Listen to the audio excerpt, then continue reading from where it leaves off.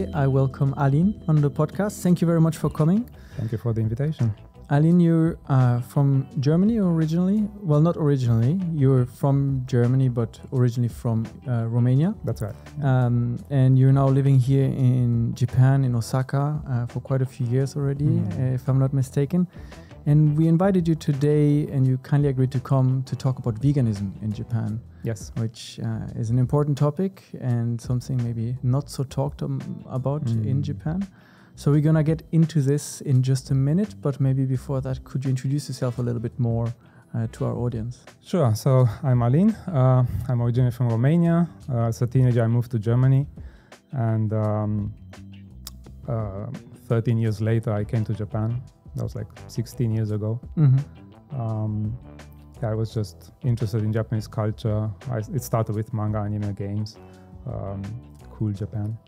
And I started studying Japanese in Germany and got more and more interested in Japanese culture. And then I had the chance to come to Japan, which I took. And basically, well, I did like a 6-week student exchange in 2000 with Tokyo. And then 2007, I came for good to Japan. Why did you choose to come to Osaka? That's a good question, yeah. At first, in 2000, I thought, if I come to Japan, I'm going to live in Tokyo. It seemed great. But then I worked in Okinawa for half a year in some hotels, like resort hotels. And then I had to choose what to do next. And I wanted to stay in Japan. But somehow in Tokyo just felt too big, too crowded. And I thought, let's try a different place. And I thought job-wise, next place would be Osaka. So I came to Osaka and looked for a job and was lucky to find one. So what have you been doing? 16 years, quite a long time already in Japan. What have you been doing all this time? So I worked as an ALT, assistant language teacher, for 13 years, teaching in public schools. And 3 years ago, I quit and I stopped and started an office job. So now with all these years in Japan, you're now vegan. And what you told us, interestingly, just before we started rolling, was you actually became a vegan in Japan. That's correct, yeah. So how long ago was that and what kind of spurred this change? That was about 6 years ago. So I was an instructor in an English camp for just like 3 days. It was a special program. And I mean, I could tell the long story, but I'll keep it short. I met someone who introduced me to or told me about a certain documentary called Earthlings. She was vegan, an Italian girl. And the way she talked about it intrigued me more and more. And I felt like I wasn't a big meat eater in the first place. And somehow I felt like if I want to continue eating meat, I should take this test, basically, this challenge, watch that documentary. And because she said her husband watched it and he went vegan. And I was like, how can you watch a movie and then make such a huge change right after, right? But somehow it was a feeling that I have to watch it. And, I did, and yeah, I went vegan.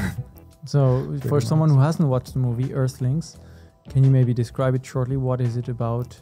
Yeah, it's an older movie. It's from 2005, a documentary. It was produced and narrated by Joaquin Phoenix, the Hollywood actor. And now there's a newer version, so to speak, called Dominion from 2018, made in Australia, which has like updated footage. And Joaquin Phoenix is also one of the narrators and producers. But basically, it shows what's going on in the animal agriculture and in what ways the animals are exploited for our needs. And after watching that movie, was it a decision from like the next day, like, okay, I don't eat meat anymore? Not quite. I think I didn't watch it in one go because it was quite hard to watch. It took a few days, bit by bit, I watched it. I stopped eating meat right away, but I still had some maybe cheese and some products in my fridge, and I finished those. And I decided to make my New Year resolution to go vegan, fully vegan, to 2018, 1st of January. And that was probably the only resolution I kept in my life. Well, it's a good one to keep. I think so, yeah. So for the discussion now, we're going to talk about veganism a lot. So maybe I think it's a good time to define exactly what it is. We said some people stopping meat, but it's not just about stopping meat. Yeah. In your own words, or maybe if you have an official definition, what exactly is veganism? Sure. So the official definition by the British Vegan Society, which was founded like almost 100 years ago. That's a long time ago. Yeah, it was a British guy who came up with this definition, and I think he made this society. Is that it's a philosophy and way of life which seeks to exclude, as far as practicable and possible, the exploitation of and cruelty to animals. Okay. Another definition that some people use is it's an extension of basic human rights extended to animals. So that means the right to be free, to live, and not to be exploited. Yeah. And so based on that definition now, in practical terms, for most people, the image is not eating animal-based products. Now, a key difference here with vegetarians, right, will be that it's more, some people would say restrictive, or or more inclusive, if you look at it from the other way, right? So you wouldn't also eat things like honey, milk, dairy products. Yeah. What else am I thinking? Also, if I'm not mistaken, veganism extends beyond just food, right? So you wouldn't use leather products? Exactly, yeah. Yeah, so it's basically we're trying to avoid any products that had the consequence of animal cruelty and death. It doesn't have to be just food. Mostly it's food, like maybe 90% is food, but of course there are many other areas like clothing, like you said, leather, fur, and so on. And also the entertainment industry, zoos, aquariums, circuses, where also animals are exploited. And then the experiments on animals for medicine and makeup and whatever. And I'm sure there are some other industries as well that exploit animals. So would that mean that by extension, for example, you wouldn't want to consume or take in some medication if animals have been used in the process of testing that medication? If possible. So if there's an alternative, of course, I think we should choose the alternative. That's also in the definition by the Vegan Society, right? As far as practicable and possible. But of course, we're not saying we should all die or kill ourselves. We want to live a healthy life and a long life. And if we have to do certain things, we have to do certain things. If it's ethical or not, everyone has to decide for themselves. But it's more justifiable, I guess. Yeah.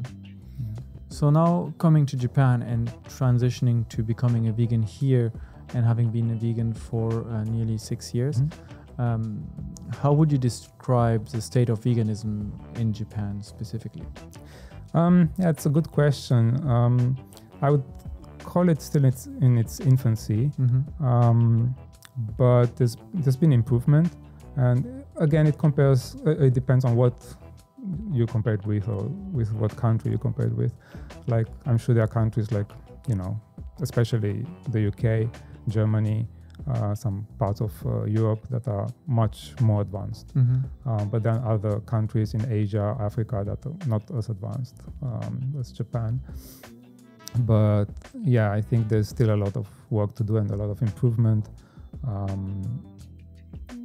I have the feeling that over the past few years, more and more vegan products have come out.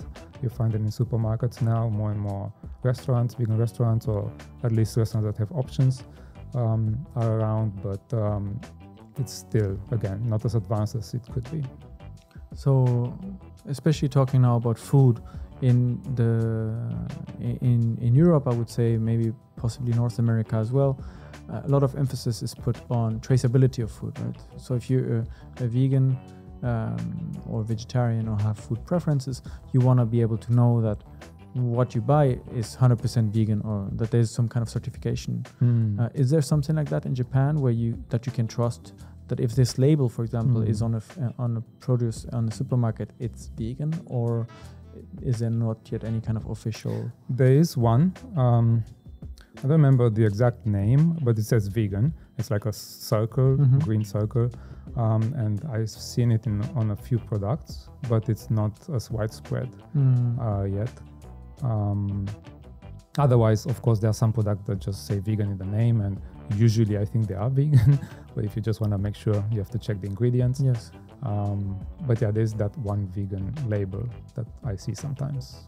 It's not that common. Is the understanding of veganism in Japan similar to in the West? We talked about the definition just before, that it's about kind of wanting to extend human rights to animals and preventing exploitation of animals. Is this understanding the same here in Japan, or is when people hear vegan, they think of something completely different? I think the understanding is a lot lower compared to the West.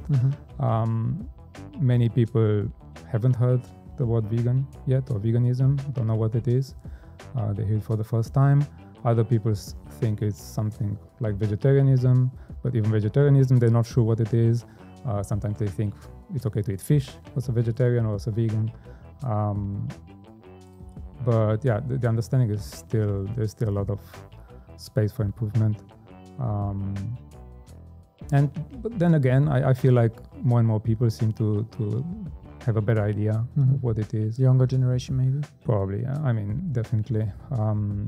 Like today, I went to Costco, for example, and they have pizza, right? You can buy pizza and eat it there. And I was looking for a vegan option, and there was no vegan pizza. But I just asked the staff, and I said, "Can you make it without cheese?" And then he asked me, "Oh, you're vegan?" Oh, interesting. Yeah. So yeah.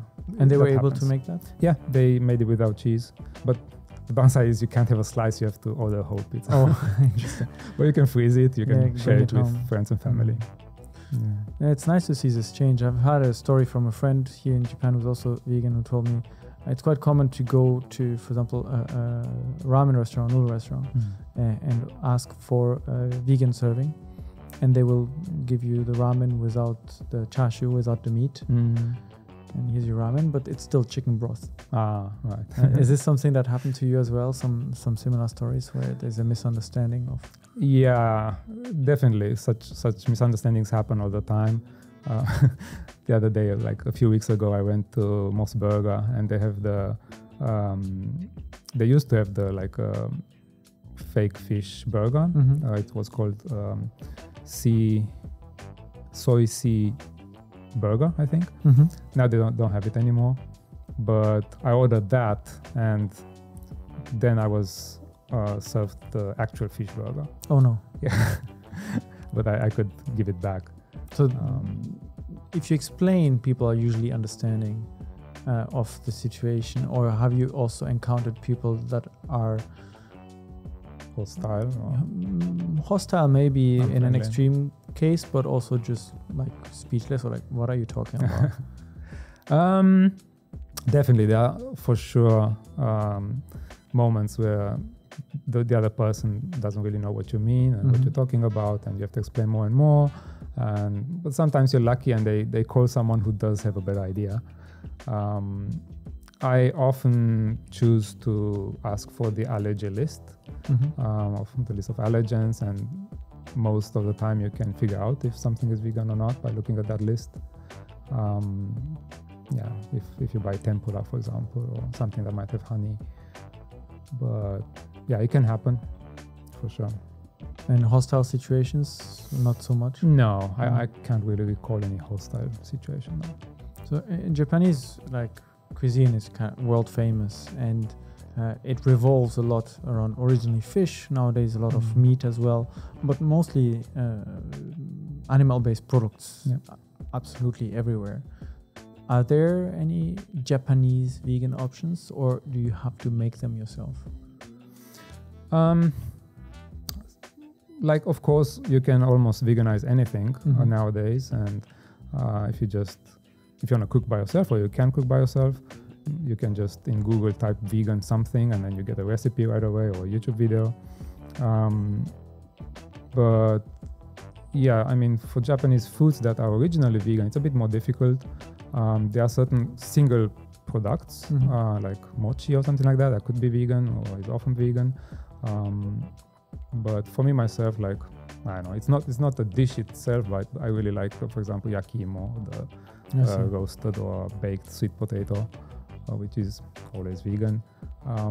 Otherwise, more famous is I would say the shojin ryori, which is the traditional temple cuisine, temple dish that is pretty much most of the time vegan. That's nice.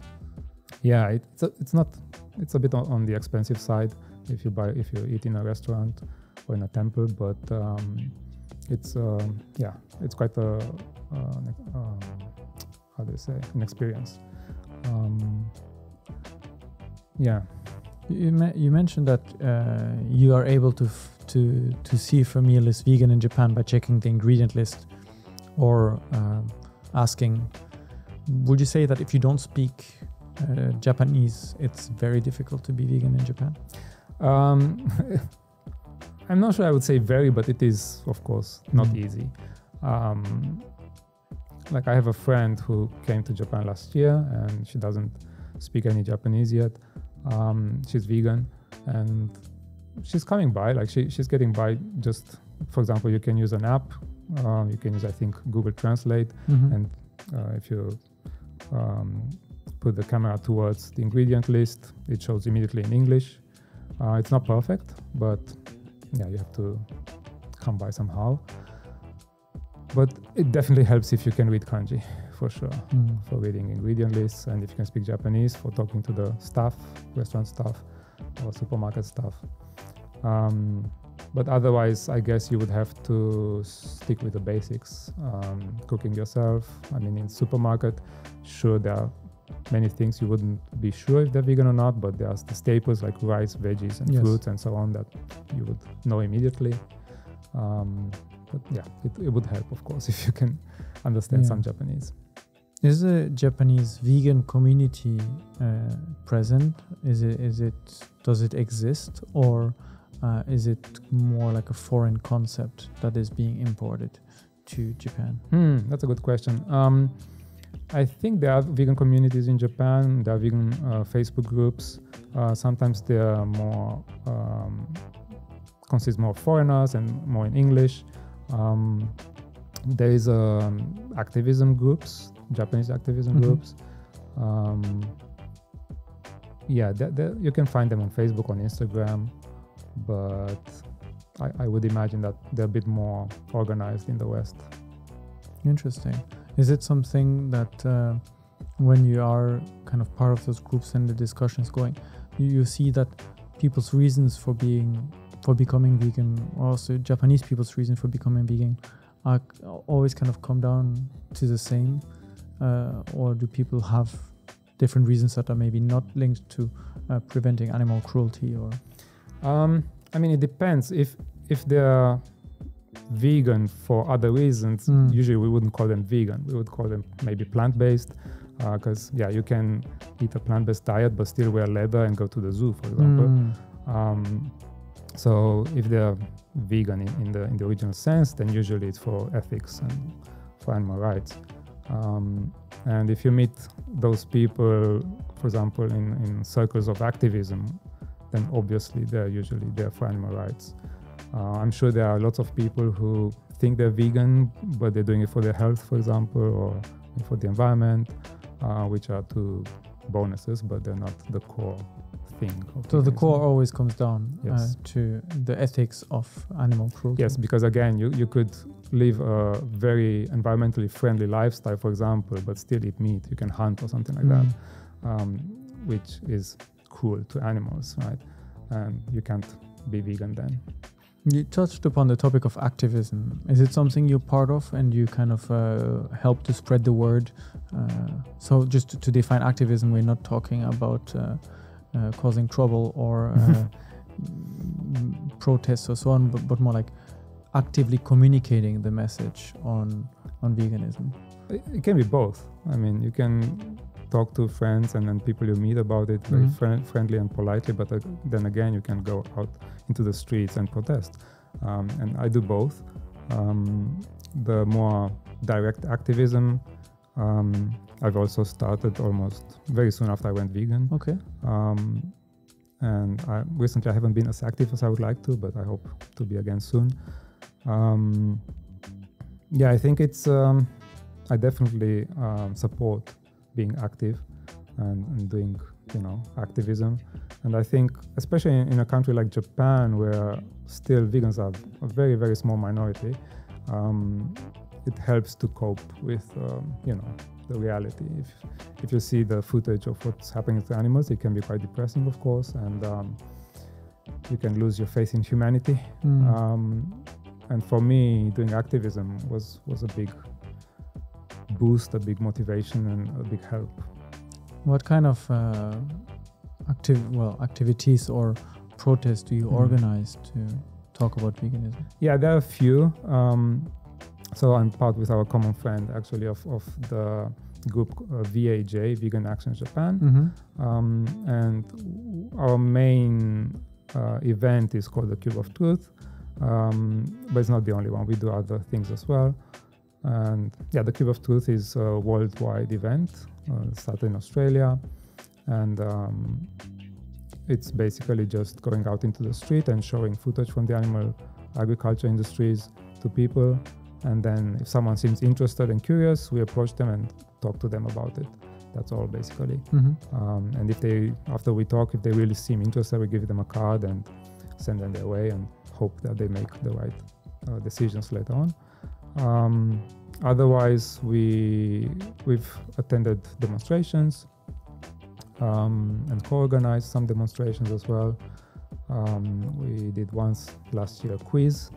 That was a very nice event, just in the park, asking people about the dairy and egg industry.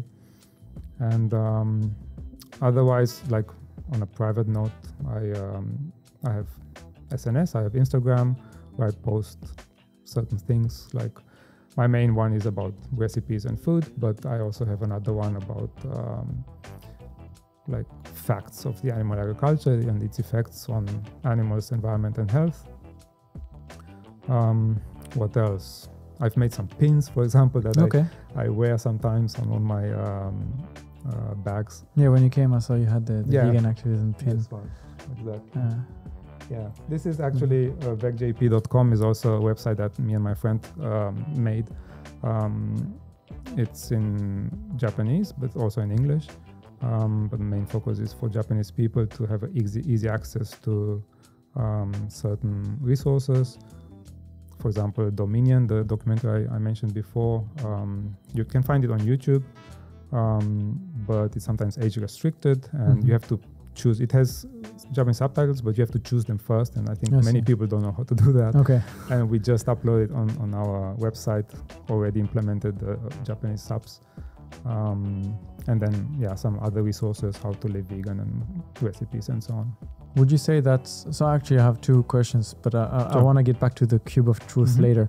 But you were just on the topic of you created a website to kind of share information. And we mentioned before, culturally speaking, Japanese cuisine and is based a lot on food that includes animal-based products. Do you also feel like the lack of maybe veganism or awareness about this in Japan is due to the lack of information, since by definition it's more like an ethical decision to prevent animal cruelty, and this is an ethical consciousness that kind of arose in the West, so to say, like generally speaking, I would say. And so maybe in Japanese culture historically they've never really considered that it's cruelty to kind of kill animal for food, right? Is this a different perception on the matter that perhaps... Yeah, we would have to go far into the past and talk about Japanese history. And actually, Japan was not allowed to eat meat, and I think animal products in general, for about 1,000 years. None of them.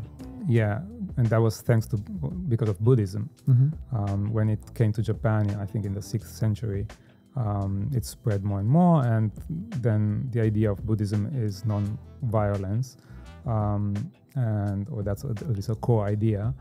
And the emperor, I don't remember which emperor it was, but he forbid the consumption of meat and animal products, I think. And that was towards the end of the first millennium. And then for about 1,000 years, people were officially not allowed to eat meat. And though, of course, they made exceptions, and sometimes they hunted, but they didn't have like such an animal-based industry. And then when the big revolution, the Meiji Restoration happened, the Emperor Meiji said, "Oh, now we can all eat meat." And I heard he ate publicly in front of everyone and said, "Yeah, it's okay."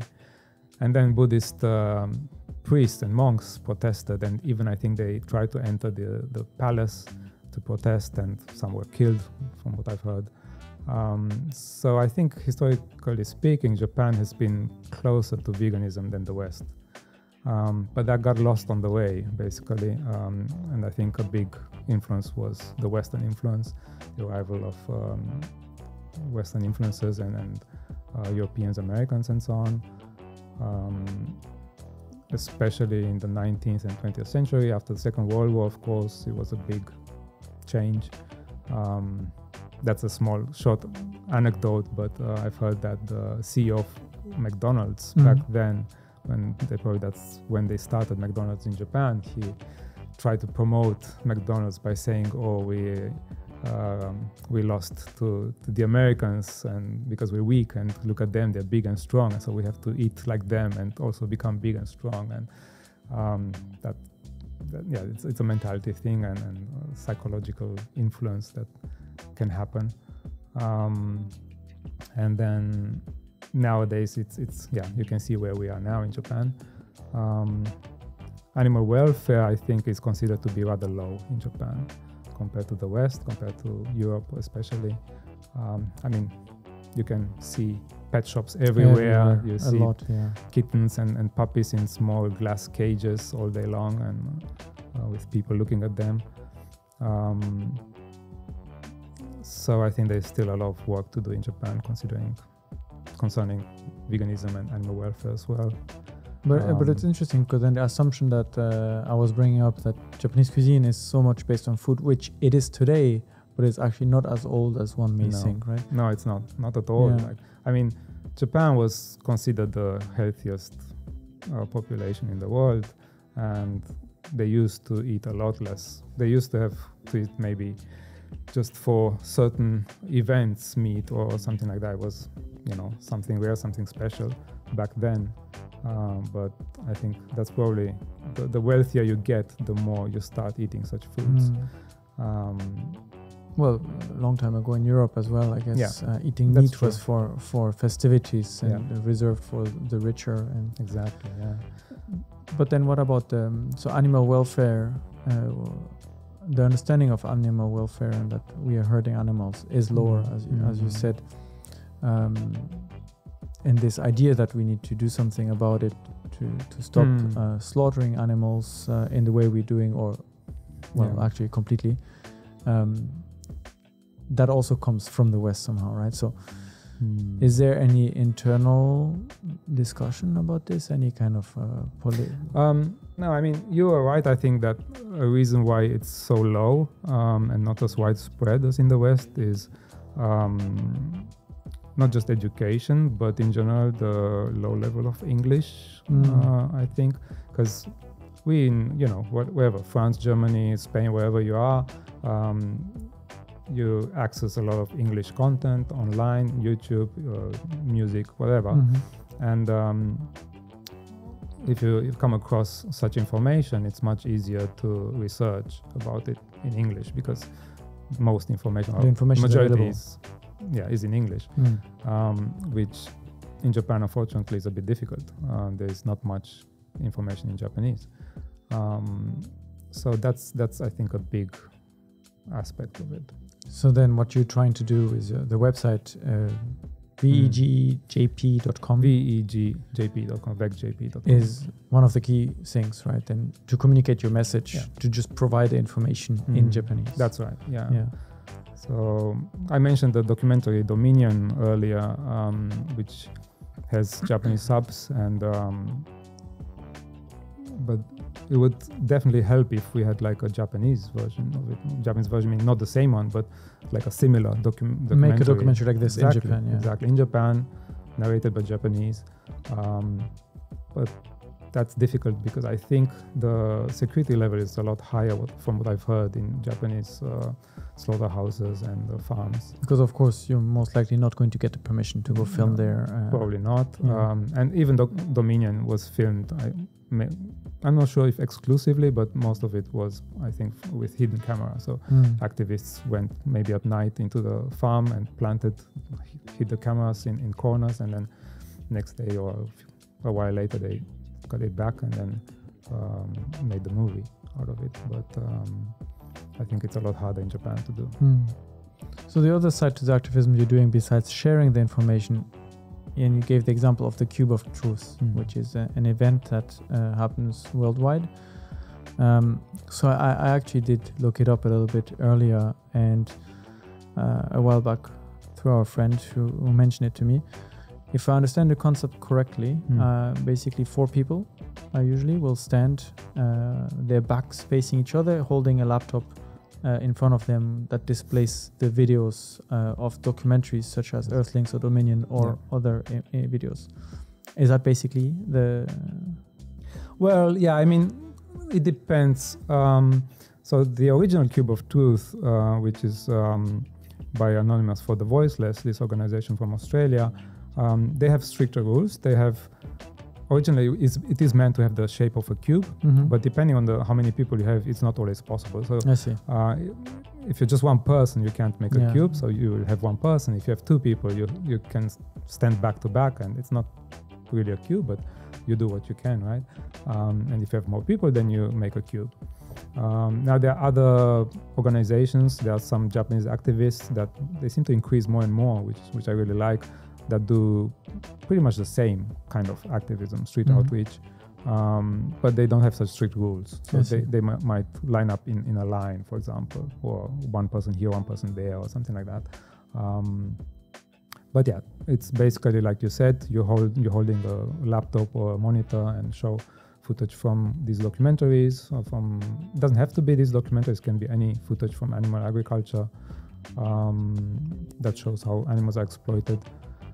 And then, if somebody is watching and seems interested, you approach them. What is the reaction usually from people on the streets here in Japan? Well, as you know, Japanese are not very, outspoken, not very, they're not showing emotions as openly as we do. So some of the images are shocking though. Yeah, that as well.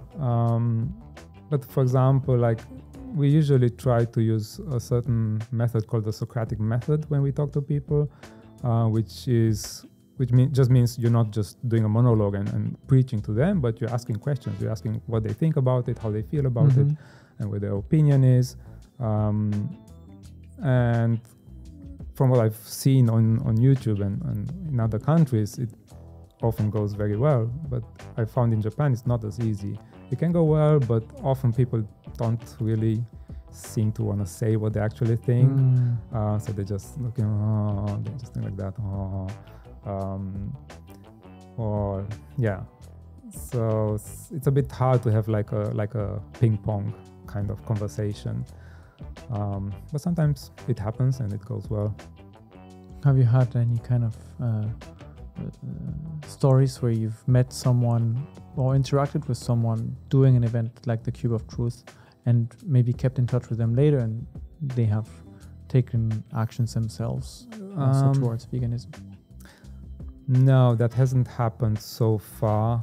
Usually it's not really the idea that we turn them vegan on the spot. We don't think that's really possible unless it's really an exception.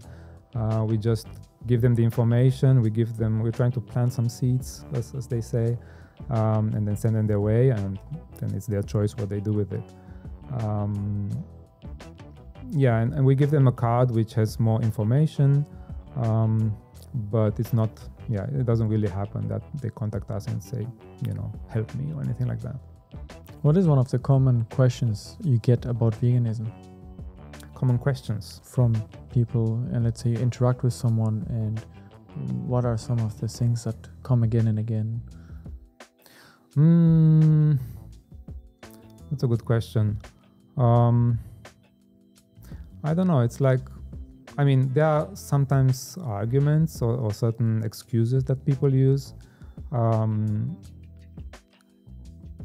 But in the end, every interaction is different. And some person might say, but what about the workers? They will lose their job if we stop buying meat or something like that. Or some people say, what about the plants? They also have feelings or something like that. But most of the time, Japanese are, like I said, not really expressing so much, and then they're more listening than talking.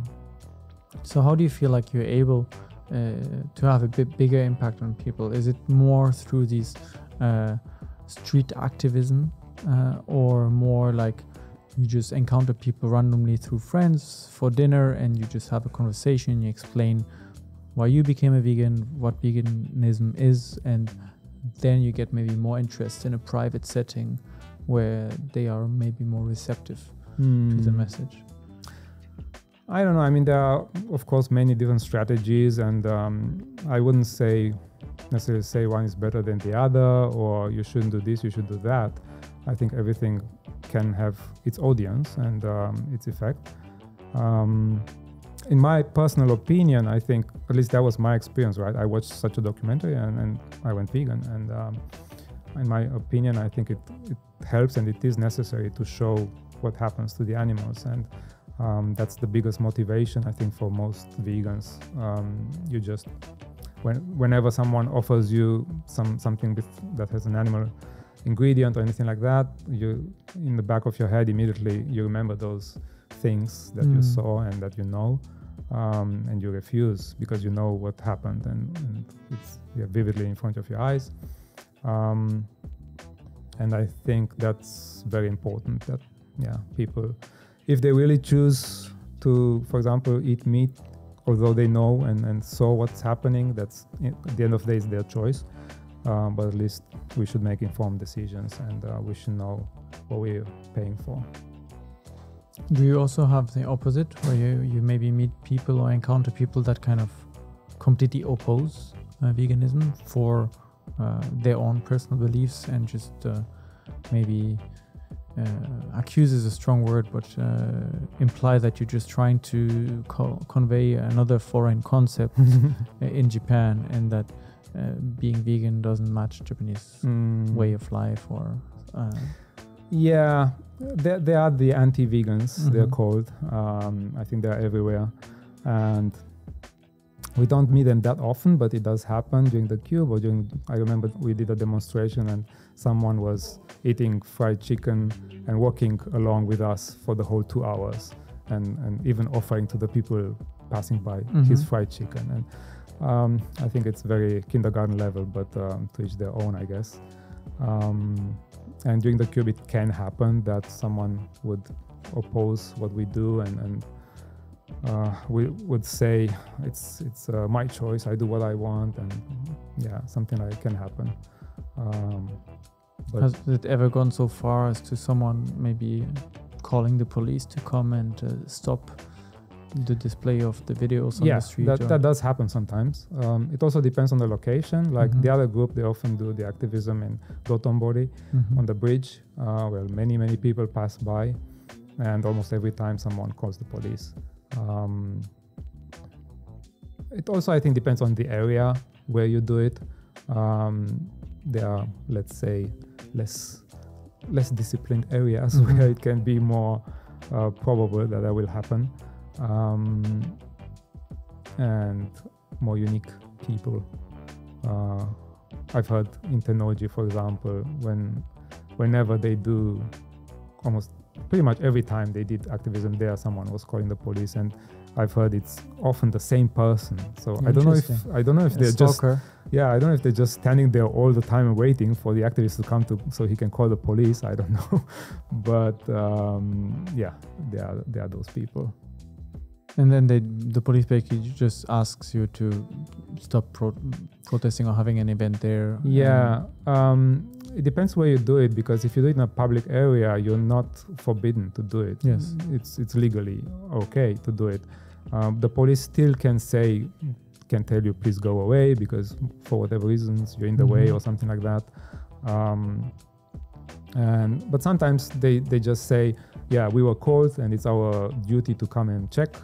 And that's why we're here, and then they go, and that's it, and you can continue your activism.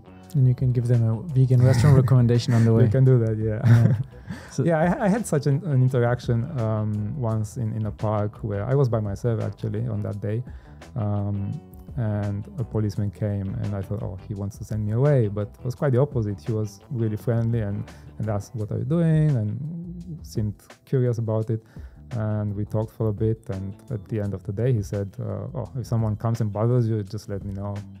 That's a nice that was quite the opposite of nice what I encounter. expected. Yeah. So I want to talk about maybe the more positive things, and you mentioned earlier in our discussion that little by little, but it's happening, more and more vegan restaurants are opening. So what are what are your options here? If you go to a typical izakaya, a Japanese pub, you're going to be limited to eating rice and edamame and maybe some cabbage. Yeah. But if we're talking about vegan restaurants, what is becoming popular? Do you see people having maybe original takes on traditional Japanese dishes to veganize them and making it into a restaurant? Yeah. So generally speaking, like Osaka is not the best place for eating out. Which is interesting because it's a city known for food, right? It is indeed, but it's not. It's very close, which is Kyoto, right? It's next door almost, and Kyoto is great for eating vegan. There are so many restaurants there. Like I lived in Munich, and I checked just out of curiosity how many vegan restaurants are in Munich, and compared to Kyoto, and Kyoto had more than Munich. Really? Yeah. Wow, I would not have thought expected. that. Yeah. One reason might be because of their traditions and Buddhism and temples and everything, but then the other, probably all the tourists. It's full of tourists, foreign tourists. And yeah, Osaka used to be really bad. Like I remember a few years ago, there's an app called Happy Cow where you can check vegan restaurants and vegetarian restaurants. It's like Google Maps basically.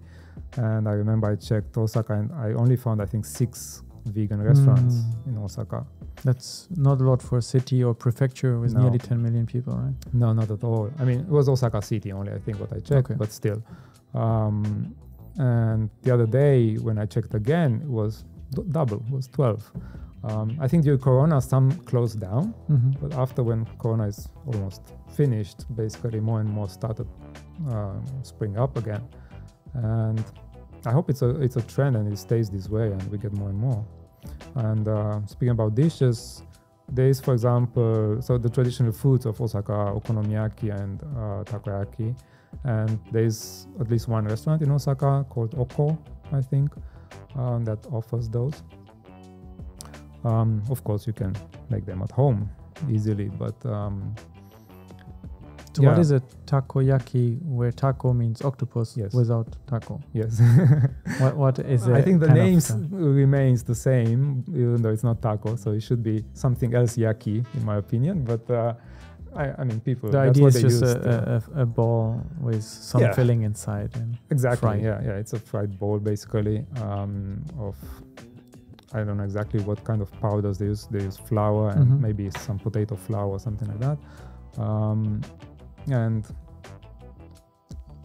yeah, you can choose any filling you want, right? Basically, it doesn't have to be octopus. If you choose something like konjac, it's a bit like a hard jelly, and I think texture-wise it's quite similar to an octopus. So if you really need that illusion that it's something that has the texture of octopus, you can use something like konjac. You can use mushrooms or anything you want, basically. And basically, these foods often rely on the sauce. So if you have the same sauce or a similar sauce, the taste won't change too much. The taste won't change that much. For someone who's like new to Japan or about to move to Japan and is vegan or is interested in becoming vegan, they may be concerned about maybe keeping a same level of diet, same intake of nutrition and so on, which in a regular supermarket in Japan, we mentioned that you can still find vegetables, fresh vegetables. But beyond that, the amount of food may be limited. Are there other places where you can find a lot more ingredients? For example, in regular supermarkets, I find it difficult to find all kind of like beans and lentils and peas. Right. Are there specific stores where you find the ingredients for your own recipes? So one tip I have is Gyomu Super. You wouldn't expect it, but they have a lot of vegan stuff and important stuff. Like frozen berries, for example. This is my main choice when I go there. I buy frozen, like a big pack of frozen blueberries or mixed berries or mangoes. And they have cans of beans, for example. And they also have uncooked beans that you can cook yourself at home. For beans, there's something like, I think, Kobe Spice. I haven't used it yet, but it's a shop that offers cheap beans, but you have to cook them yourselves. Lentils as well. Otherwise, I'm sure on Amazon you can find this type of things. There's also iHerb online, IHERB, that offers many vegan options and foods. Like nutritional yeast, I always buy there. So the restaurants are doubling, and if you're looking to cook yourself, the options are there, right? So you can find everything in Japan, even though maybe at first sight you may not see it. Yeah, I mean, depends where you are, of course. Maybe in the countryside it's a bit harder.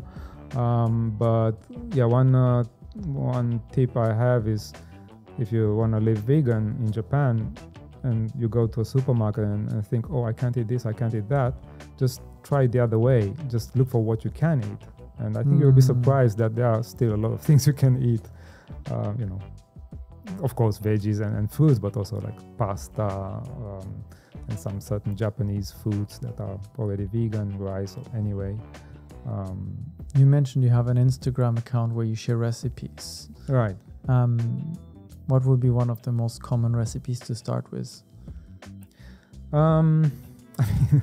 Pasta is super easy, obviously. To be honest, I made this Instagram not to keep it forever and upload regularly, but for people who want to start living vegan. And I'm not a fan of cooking, to be honest. I've never really enjoyed cooking, but when I went vegan, I had to come up with things and research things, and I wanted to make it easier for other people.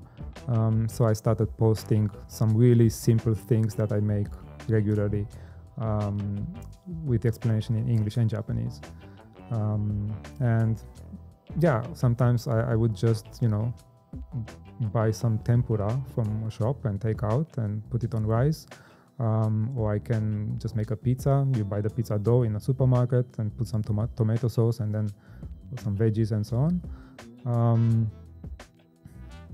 Otherwise, yeah, there are many things like couscous, for example. You can just pour some hot water and mix with something. Okonomiyaki is one of my regulars. I make okonomiyaki. I buy the powder from Gyomu Super. They have a vegan powder, even though it doesn't say vegan. But it's super cheap and very easy to make. Are there any kind of vegan cooking events or like, Japanese people love food, and there are regular food events where they have like food trucks or different food stands, like a festival that are dedicated to just showcasing a lot of vegan food options? Yes, there is maybe the best and the best known festival is the Ethical Vegan Fest, which is twice a year. And it changes sometimes location, but recently it's been held in Amagasaki, and it's all vegan stands. And the guy who organizes actually also joins the Cube sometimes. He's been vegan for 30 years or something, Japanese guy. And it's really good. It's really, really nice. There are lots of vegan stands. And there are some, events and activities like singers and whatnot. Otherwise, there are a few other, like in Kyoto is the Vegan Gourmet Festival. Once a year, I think, takes place. There's the Earthlings market that is mostly vegan. I'm not sure if it's 100% vegan. Maybe it is. But there are not so many food stands. It's more like, an ecological event, more or less. Yeah. So now for you, you've been vegan for 6 years in Japan. How has this changed your life? In a way, it has changed my life. But then again, it hasn't. Like my daily life hasn't really changed compared to before. I still play video games. I still play football. I meet friends. In that respective, not much has changed. But obviously, it has changed how I see animals and how I see the world. And it was a big surprise and shock to understand what's going on. And I feel like I was a bit blind for 37 years of my life, paying for this stuff to happen and not really realizing and being conscious about it. And otherwise, I mean, health-wise, it has changed a little bit. Like, since going vegan, I don't think I caught a cold at all. Interesting. And before that, I was catching a cold at least 3 times a year.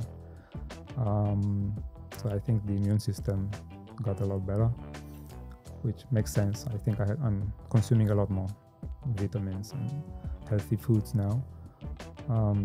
Digestion is a lot better, to be honest. No constipation at all anymore. And also when I play football, I feel like I'm getting less tired than before, but maybe it's just in the mind. In my mind, I don't know. The first thing you said when I asked you that question was, generally speaking, not much changed to your daily life. Would you say this is one of the biggest kind of fears of people that may consider about going vegan, but they're like, I don't know what to cook. It might change my daily life. I'll have to adapt. I'll have to do more. Is this also? Yeah, for sure. I mean, from what I've heard, worldwide, the most people who stop being vegan or plant-based, the reason is often social pressure, or the social aspect. But I think I don't know, for me it wasn't really a big deal. I still have the same friends. I still do the same things. And considering cooking and eating, you don't know what to do, what to cook, what to eat. It just takes a few weeks until you get used to it, and then it's all staples. It's all, you have your basic recipes that you use again and again, and sometimes you try new things, and it doesn't seem a big deal anymore. So if someone is considering becoming vegan in Japan, what would be like the advice you'd like to give them? Okay, I mean, I wrote down a few ideas. You wrote down a few ideas. There's lots of things you can do, and the most important, I think, is the motivation. If you have a strong conviction and a strong reason, then that will give you the necessary energy and power to keep it going, no matter what the obstacles are. And for me, like I said, it was this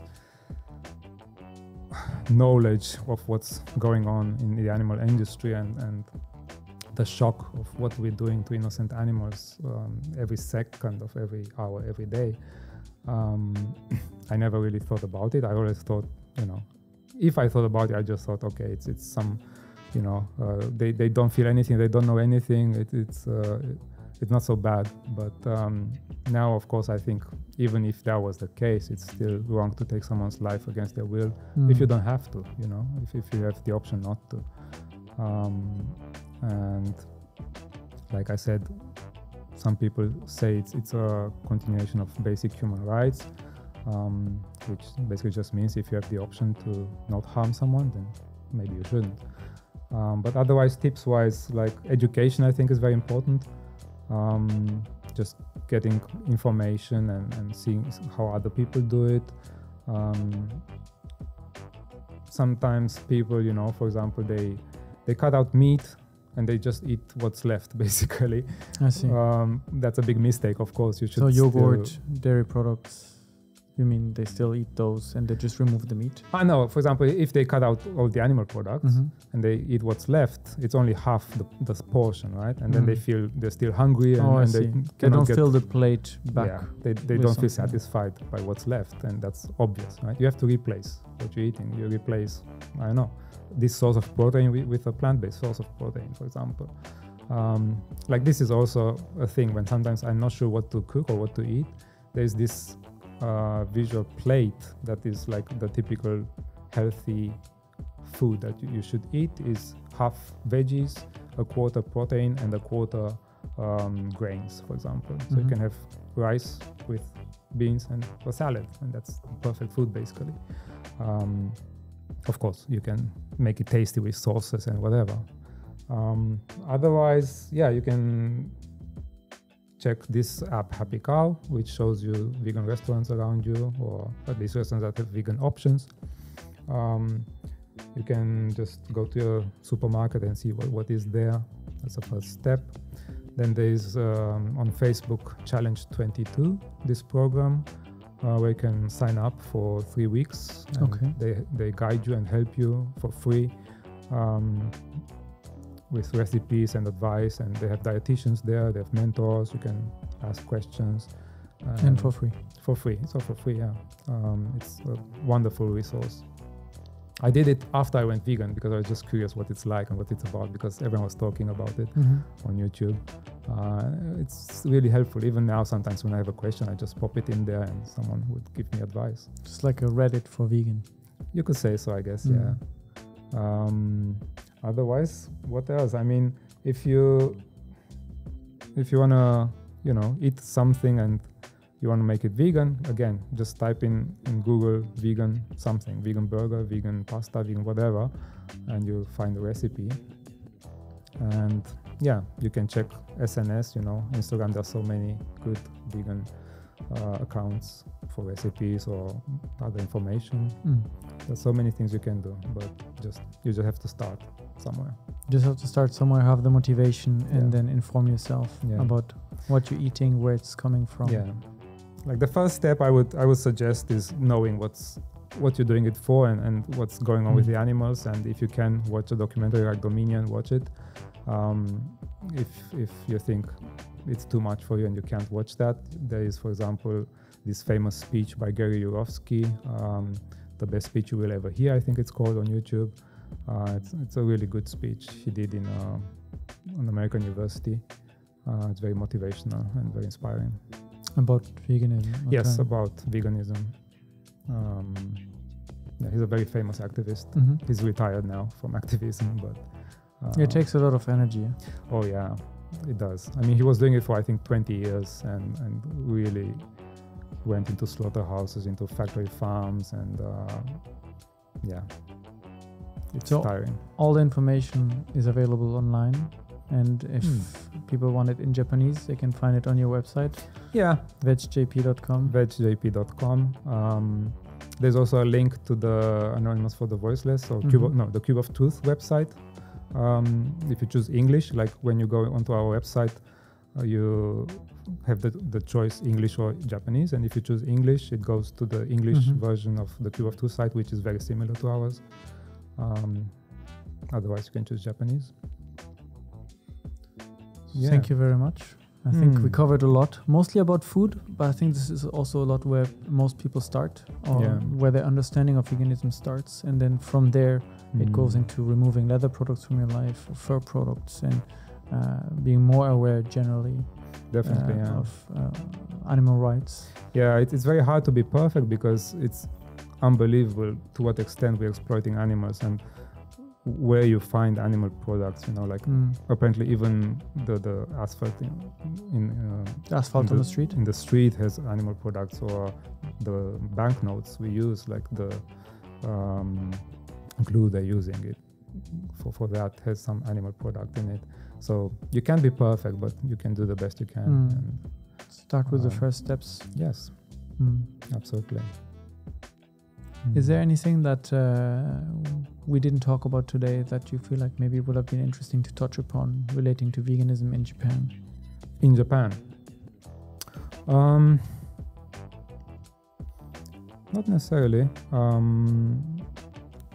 Yeah, I mean, like I said, there's still a lot to improve in Japan, and there's still a lot of misunderstanding, and some people think it's something like a religion. I've had that as well. That veganism is like like on the same level as Buddhism. It's just another kind of cult.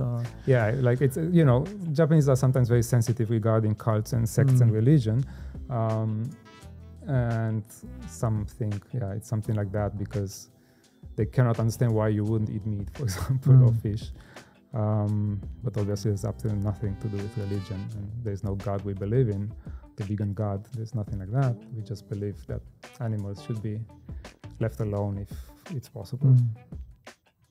All right. Well, I feel like we touched upon quite a few interesting topics already, and hopefully we'll get some interesting questions in the comments, and maybe then we can share more information. Of course, we'll provide the links to maybe your recipes or your website where people can inform themselves and see about what you're doing and learn more about veganism in Japan. Yeah.